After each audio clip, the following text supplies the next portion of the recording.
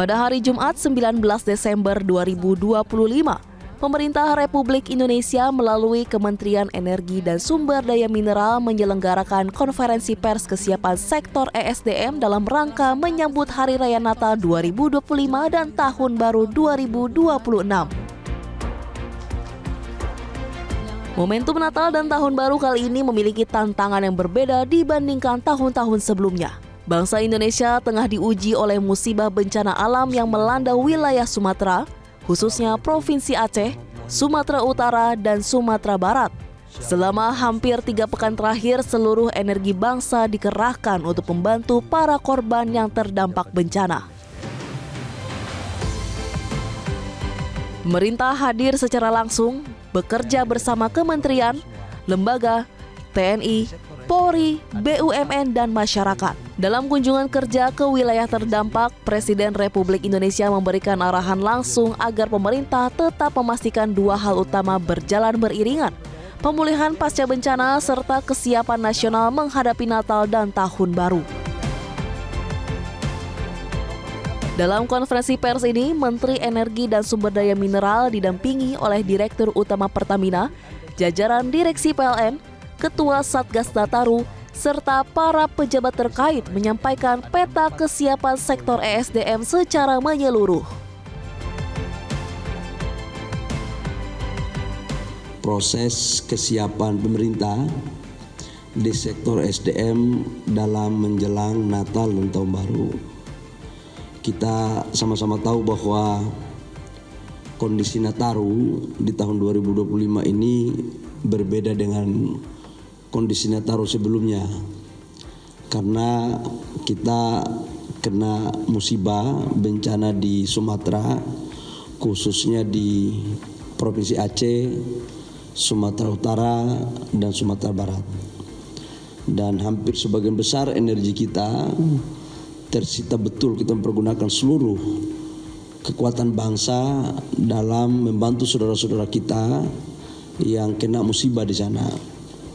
Hampir 3 minggu dan saya sendiri baru balik kemarin untuk bisa menyelesaikan dengan tim dan sekaligus mendampingi Bapak Presiden dalam kunjungan untuk melihat saudara-saudara kita, dan sekaligus kami mendapat arahan langsung dari Bapak Presiden untuk bagaimana bisa mempersiapkan segala sesuatunya baik Nataru maupun saudara-saudara kita yang akan bencana di Sumatera. Karena itu izinkan saya, kebetulan ada Pak Dirut Pertamina, Pak Simon, kemudian ada Direktur PLN Pak Edwin yang bidang transmisi, kemudian Ibu Erika Ketua Satgas daripada Nataru mendampingi saya untuk menyampaikan peta yang sesungguhnya. 4 fokus utama menjadi perhatian pemerintah dalam periode Natal dan Tahun Baru 2025-2026. Pertama, ketersediaan bahan bakar minyak. Kedua, pasokan LPG. Ketiga, keandalan listrik nasional. Keempat, antisipasi risiko geologi dan bencana alam. Dalam pemaparannya, Menteri ESDM menjelaskan secara rinci kondisi stok BBM nasional untuk berbagai jenis produk utama. Untuk BBM jenis Pertalite dengan RON 90, cadangan nasional tercatat berada pada level 19 hari. Angka ini berada di atas standar minimum cadangan nasional.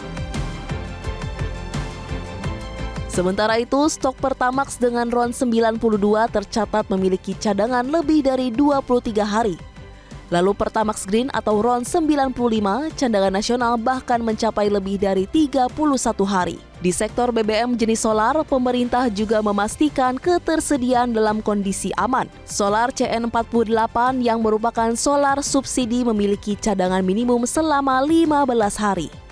Sedangkan solar CL53 atau solar non-subsidi mencatatkan cadangan hingga 25 hari. Untuk kebutuhan penerbangan, Aftur tercatat memiliki cadangan nasional selama 29 hari, memastikan kelancaran transportasi udara selama masa liburan. Di sektor SDM ada 4 poin penting yang menjadi fokus kita. Yang pertama itu adalah ketersediaan BBM yang kedua ada LPG, listrik, dan antisipasi geologi tanah bergeser. Perlu kami menyampaikan bahwa untuk urusan BBM, bensin dulu ya, Pertalite untuk Iron 90 yang subsidi, alhamdulillah itu di atas cadangan minimum nasional 19 hari.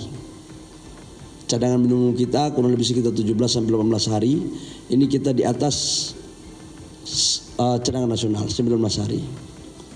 Kemudian untuk Iron 92 itu di atas 23 hari. Dan RON 95 itu di atas 31 hari. Jadi baik yang minyak bensin subsidi maupun non subsidi, alhamdulillah di atas cadangan nasional. Untuk bensin ini menunjukkan kerja apik dari tim, dalam hal ini Pertamina, BPH Migas maupun dari SDM dalam mengawal. Kita tidak ingin saudara-saudara kita yang menjalankan Natal dan Tahun Baru itu terjadi pertanyaan apakah ada bensin atau tidak.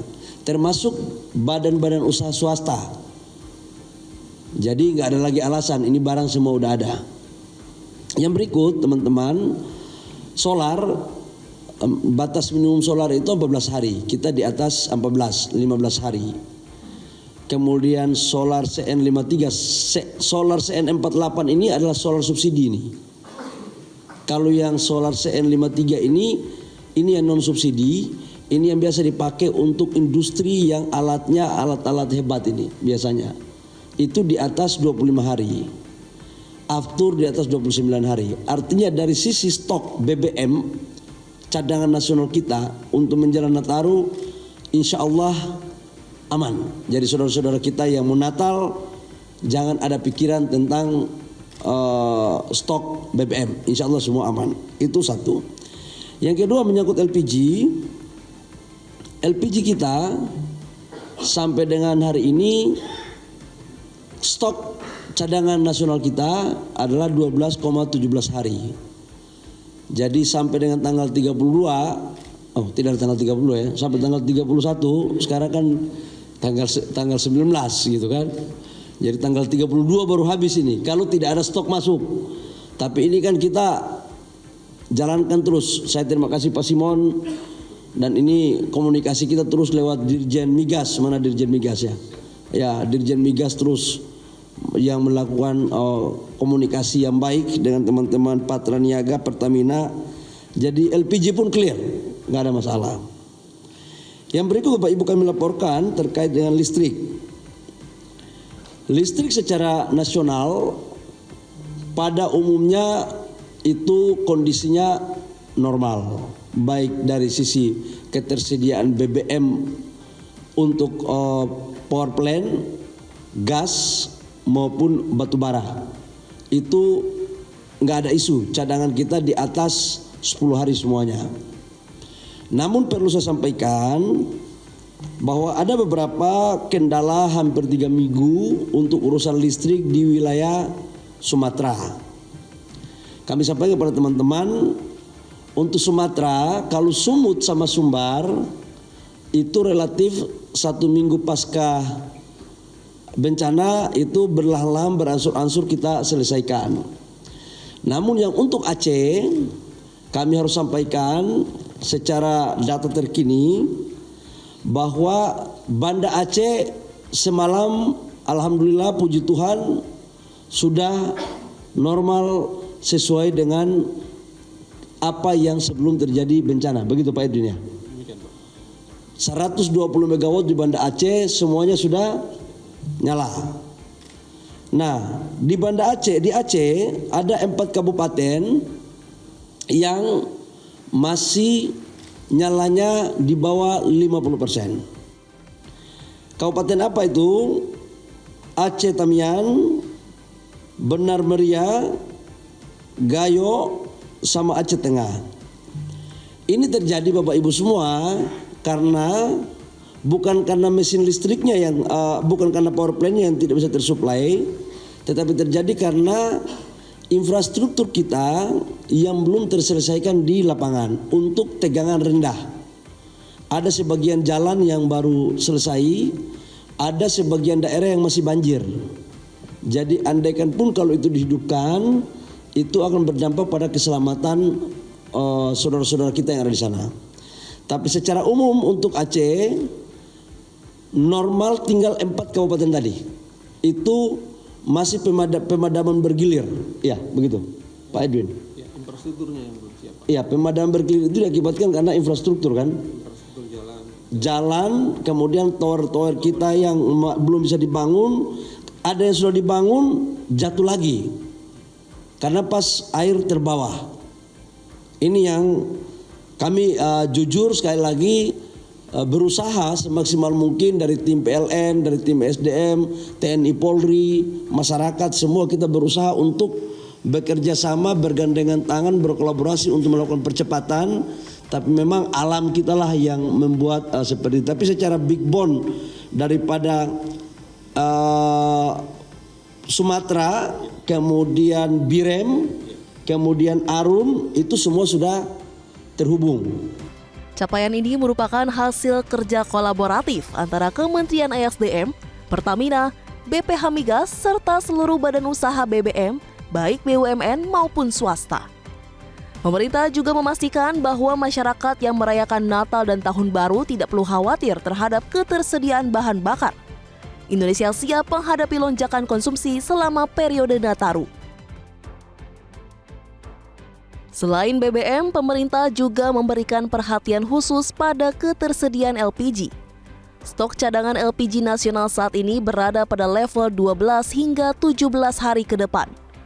Pemerintah terus berupaya melakukan pengawasan dan pengaturan distribusi agar pasokan LPG tetap lancar, terutama di wilayah-wilayah yang kebutuhan tinggi selama Natal dan Tahun Baru.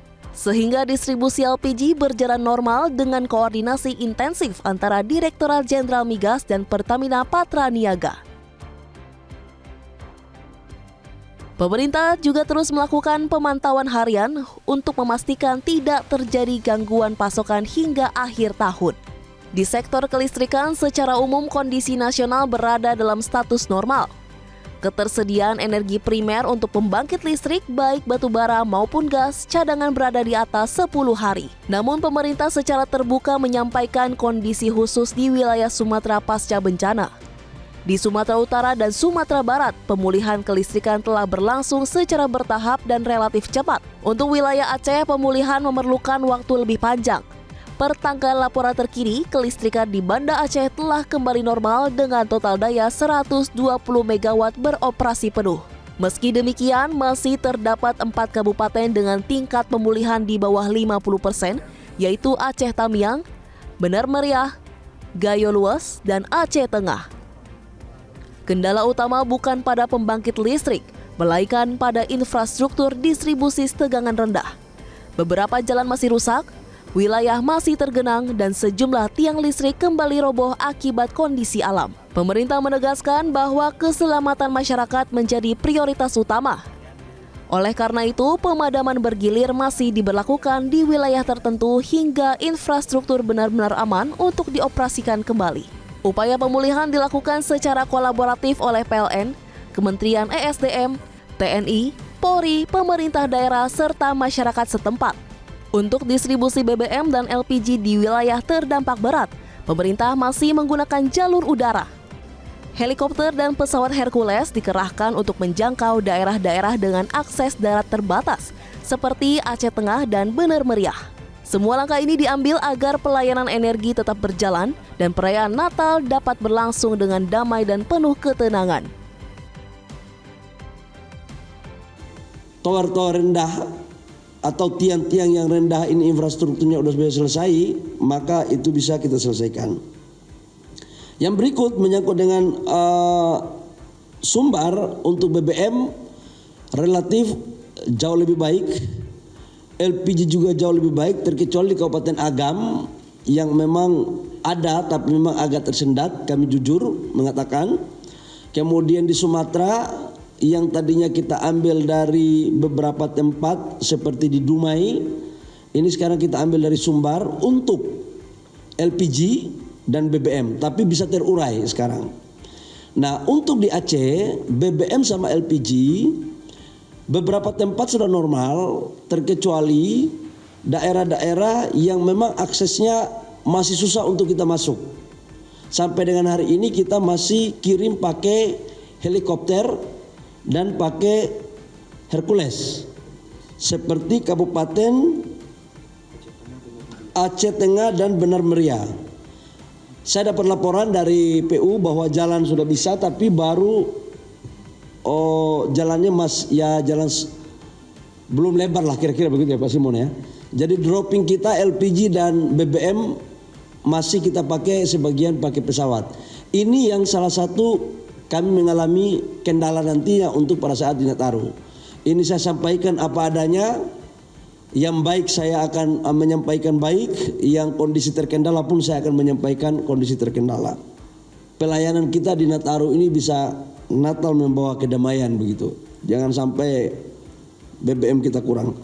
Nah, menyangkut dengan urusan geologi, tanah bergeser dan beberapa lokasi, Bapak Ibu semua, memang sekarang masih di daerah hujan, ya, cuaca lagi tidak menentu. Semua ini berpotensi bisa terjadi kalau curah hujan atau cuacanya tidak bisa kita kendalikan. Tapi kalau kita kendalikan, insya Allah bisa kita mitigasi dari awal. Tetapi tim kami di lapangan akan terus menyampaikan. Sama seperti tahun-tahun lalu, BPH Migas tahun ini juga menjadi koordinator ya sebagai Ketua Posko Nasional Sektor SDM. Jadi di posko itu tidak hanya memonitor mengenai BBM, tetapi juga LPG, kemudian kelistrikan dan juga mitigasi bencana geologi. Jadi itu kita kolaborasi di situ bersama dengan Pertamina, bersama dengan PLN dan juga bersama dengan badan usaha swasta yang menyalurkan BBM gitu. Jadi kita setiap hari memonitor pergerakan di seluruh wilayah NKRI dan kita membuat laporan setiap hari kepada Pak Menteri bagaimana situasi pada hari tersebut seperti itu. Untuk perkiraan lonjakan BBM masih perkiraan berapa sama Nataru? Lonjakannya tidak terlalu ini ya, sekitar 3% gitu. Kemudian itu untuk bensin. Kalau untuk gasolin malah turun ya. Memang kalau akhir tahun kan ada pembatasan-pembatasan untuk transportasi untuk yang menggunakan solar ya. Jadi itu malah turun sekitar 7%. Alasannya kenapa juga tadi Mbak sih tidak terlalu signifikan kenaikannya? Itu lumayan ya kalau 3%. Itu memang bervariasi ya. Seperti kalau sekarang ini Pertalite itu naiknya hanya sedikit, tetapi seperti Pertamax justru itu agak besar kenaikannya ya, sekitar hampir 20%. Tetapi kalau seperti Pertalite itu kurang lebih 2%, nggak terlalu banyak sih seperti itu. Untuk daerah-daerah yang bakal diantisipasi mana lonjakan BBM? Lonjakan BBM terutama tentu saja wilayah yang merayakan Natal ya, kemudian wilayah-wilayah wisata, daerah wisata, karena ini kan bersamaan dengan liburan sekolah ya, jadi sekalian juga orang-orang biasa kan pulang untuk Natalan, kemudian sekalian juga berwisata. Nah ini termasuk daerah-daerah yang kemudian dibuatkan stok yang lebih daripada hari-hari biasa seperti itu. Yang membedakan ini apa Bu? Yang mungkin menjadi tantangan atau kendala? Iya, tentu saja bencana yang terjadi di Sumatera itu juga menjadi salah satu penyebab yang mungkin tidak sebanyak ya tahun lalu orang itu bepergian. Kemudian juga satu lagi ada faktor ini kan sangat dekat dengan hari raya. Ya kan, jadi mungkin ada sebagian orang yang menunda pulangnya nanti aja deh kalau hari raya seperti itu, atau liburannya nanti kalau hari raya. Jadi karena waktunya sangat berdekatan mungkin tidak terlalu signifikan, antara lain tadi ya BBM-nya juga nggak terlalu signifikan. Artinya mereka mungkin faktor cuaca juga kali ya? Cuaca juga, cuacanya kan cukup ekstrim ya kalau di akhir tahun ini, mereka juga melihat itu juga. Mungkin ada rasa was-was juga melihat cuaca akhir-akhir ini yang kurang baik. Mungkin ada laporan dari para operator nggak Bu mengenai pendistribusian ke daerah-daerah?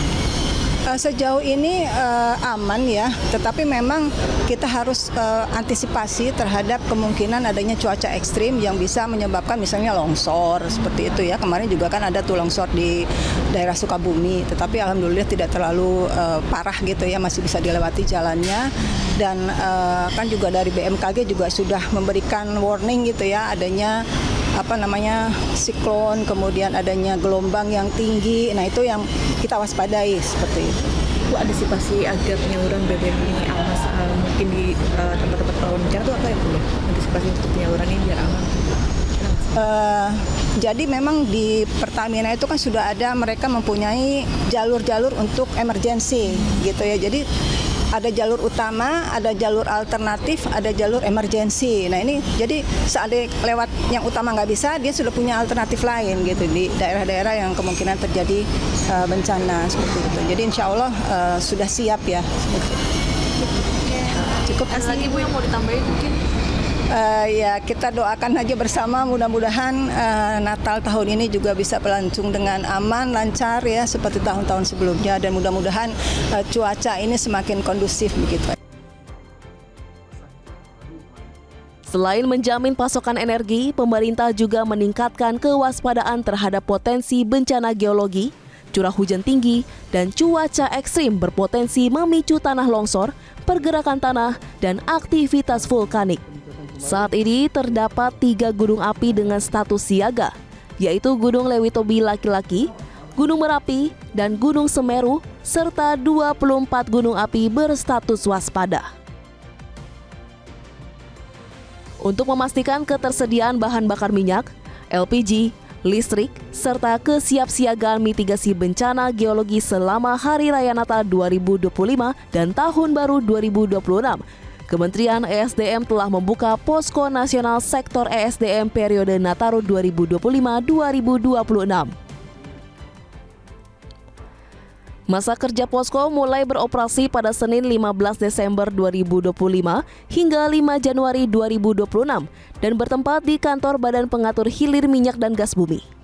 Bahkan tim gabungan dari PLN, Pertamina, BPH Migas, dan Badan Geologi melakukan inspek lapangan hampir setiap hari di seluruh wilayah Indonesia. Khusus untuk kendaraan listrik, kesiapan stasiun pengisian kendaraan listrik umum atau SPKLU meningkat signifikan.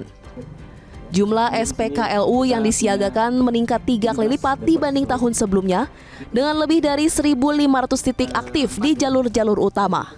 PLN juga menyiagakan personel selama 24 jam penuh untuk memastikan kelancaran layanan selama periode libur panjang. Pertamina turut menyiapkan layanan tambahan termasuk motoris BBM, mobil tangki siaga, pengaturan distribusi di jalur tol, serta layanan Serambi My Pertamina sebagai fasilitas istirahat bagi pemudik. Pemerintah juga menyampaikan progres uji coba bahan bakar nabati B50 yang saat ini masih berlangsung dan direncanakan untuk implementasi pada semester kedua 2026 setelah proses uji teknis selesai. Terkait neraca LNG nasional, pemerintah memastikan bahwa kebutuhan domestik tahun 2026 telah diamankan untuk semester pertama, sejalan dengan prinsip kedaulatan energi dan amanat pasal 33 Undang-Undang Dasar 1945. Konferensi pers ini menegaskan komitmen pemerintah untuk hadir, transparan, dan bertanggung jawab dalam menjamin ketahanan energi nasional. Sebagai bentuk komitmen berkelanjutan, Pertamina telah mengaktifkan Satuan Tugas Natal dan Tahun Baru 2025-2026 sejak 13 November 2025 hingga 11 Januari 2026. Selain itu, Kementerian ESDM mengajak masyarakat berpartisipasi aktif dalam menyukseskan pelaksanaan Posko Nasional Sektor ESDM periode Nataru 2025-2026. Untuk pengaduan dan penyampaian informasi, masyarakat dapat menghubungi Posko BPH Migas di 021 527 6709. Kontak Center ESDM 136 atau email posko@esdm.go.id. Satgas Nataru ini bertugas memastikan seluruh layanan energi berjalan optimal, responsif, dan siap menghadapi berbagai kemungkinan selama masa liburan. Melalui sinergi antara pemerintah, BUMN, dan seluruh pemangku kepentingan, sektor ESDM berkomitmen untuk terus hadir melayani masyarakat. Agar setiap perjalanan aman, agar setiap perayaan penuh kedamaian, dan agar energi senantiasa menjadi penggerak kehidupan bangsa.